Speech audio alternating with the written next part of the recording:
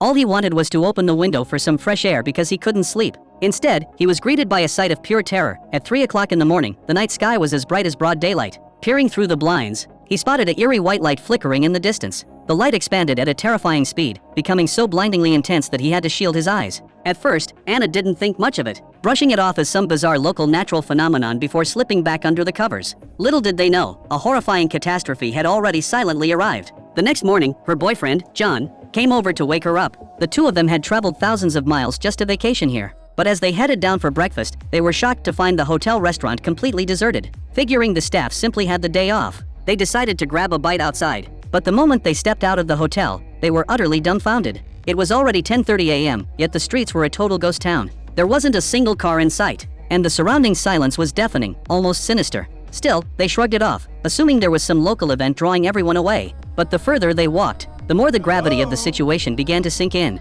Not only was there no one around, but even the animals had vanished without a trace. Increasingly creeped out, they rushed to the bustling city center, only to find it just as abandoned. They shouted until their throats went hoarse, but their cries were met with nothing but dead silence. It was as if the entire population had vanished into thin air. Even if there were an event going on, there should have been flyers or posters posted along the streets. Confounded, they headed to the city's largest supermarket, thinking there had to be people there. But what they found left them completely disheartened. Not a single shopper was in sight, and even the cashiers were gone. They checked several more supermarkets, only to find the exact same eerie emptiness. Refusing to believe their eyes, they began scouring every nook and cranny of the city. But after searching through most of the town, they didn't see a single soul. They then walked into a nearby pub, where the chairs and tables were still perfectly arranged. This meant that no one had set foot in the place since it closed the night before. This bizarre phenomenon finally pushed Anna to her breaking point. Where on earth did everybody go? Just then, John had a sudden realization: if something this monumental had happened, the TV news would be covering it non-stop. But when he eagerly flipped to the news channel, the screen showed nothing but static and white noise.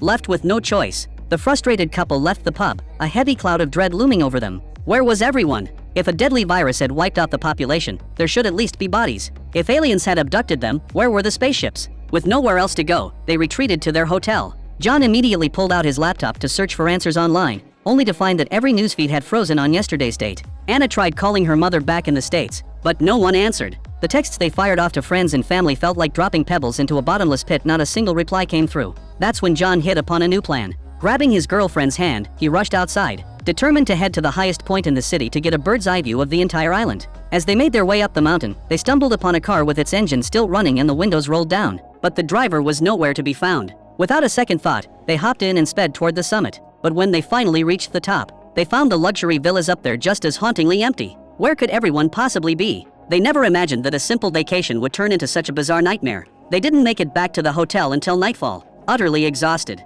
Anna tried to comfort herself with the thought that maybe they were just trapped in a long, vivid nightmare, and everything would return to normal once they woke up tomorrow. Yet, when they opened their eyes the next day, there was no miracle waiting for them. The world remained as dead and lifeless as the day before, and the computer had completely lost its signal due to a lack of network maintenance. By now, Anna's mind was racing with only one thought: getting out of there, but John was equally helpless. For now, they had to fill their stomachs before figuring out a next move. They headed back to the supermarket, and seeing the shelves packed with all kinds of goods, they wasted no time executing a massive $0 shopping spree, piling several shopping carts high with supplies. Realizing their previous car wasn't big enough to haul everything, John broke into a dealership and drove out a luxury SUV. But since their hotel fridge couldn't possibly hold that much food, they drove straight into the wealthy neighborhood, picked out the largest, most stylish mansion, and moved right in. Anna never in a million years dreamed she would be living in such a lavish villa, experiencing the lifestyle of the rich. At first, she felt incredibly out of place. But watching her boyfriend goofing around and enjoying the mansion, she gradually came to terms with reality. Bloom where you are planted. If you can't escape it, you might as well enjoy it.